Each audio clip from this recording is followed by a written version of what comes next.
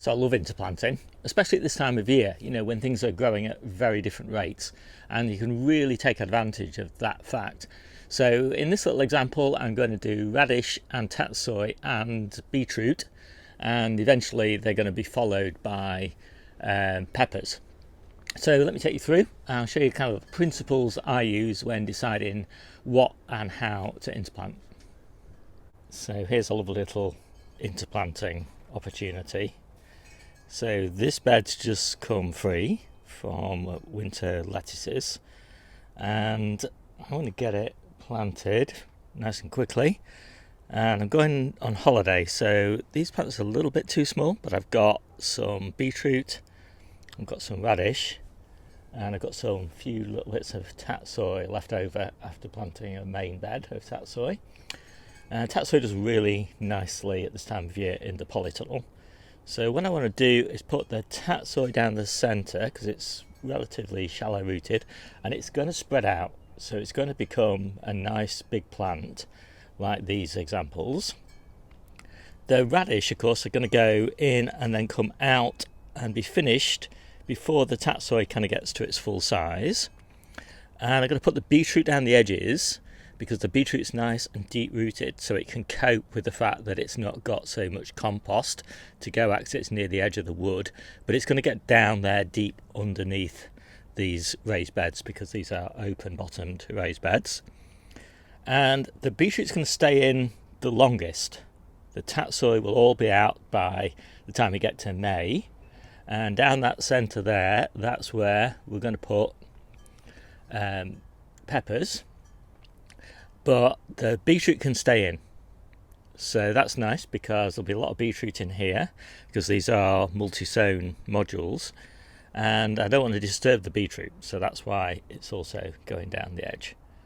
So the harvest sequence will be radish first, tatsoi second, beetroot third, peppers in, and then when the beetroot comes out, we'll put something like leeks or something like that down the edges, or lettuce. So there's the radish in. And these are cherry bell, so nice and fast to mature. And there's a mix of 3 and 4 seeds per module in here. The 3 seed ones will come just a little bit before the 4 seed ones. So basically there's week 1's harvest and week 2's harvest there. So there's the tatsoi in.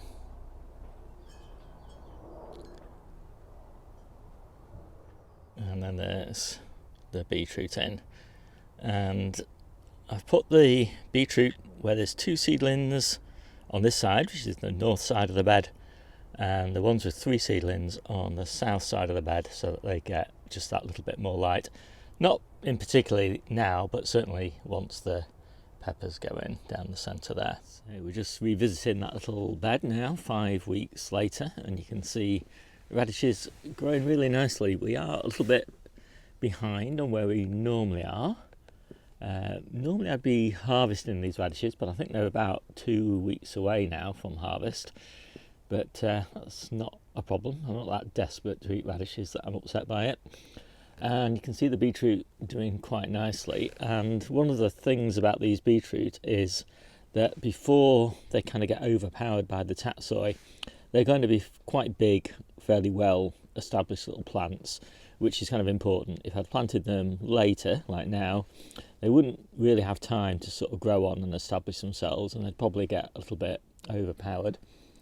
And we've got another bed down here, which I planted I think about 2 weeks later, and yeah, it's similar sort of planting. It's just that down this one I've got the red pak choi, just to provide a nice kind of colour contrast, because most of my radishes now are going interplanted into my brassica beds. So these tatsoi though are looking really nice.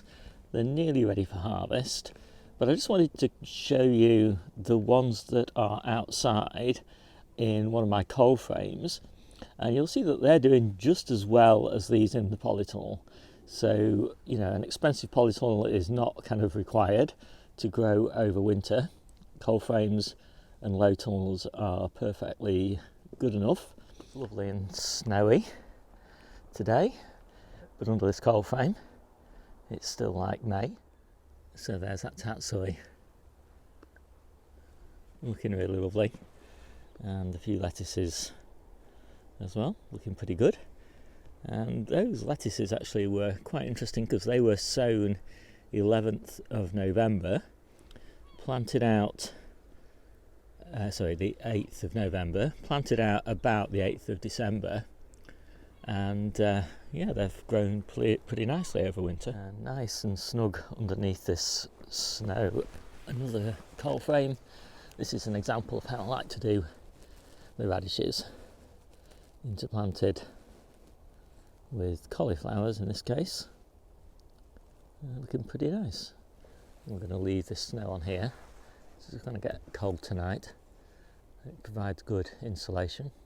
If you want more details, take a look in the description below at my ebook, and you want the section on advanced growing techniques, and that'll talk all about interplanting, relay planting, successional plantings and all those sorts of ideas. And if you want information on specific types of veggies and ideas about what to do before them, what to do after them, and what to interplant with them, then take a look at the individual growing guides section of the book. My name's Steve, this is the Seaside Kitchen Garden and Allotment channel, and I'll see you soon.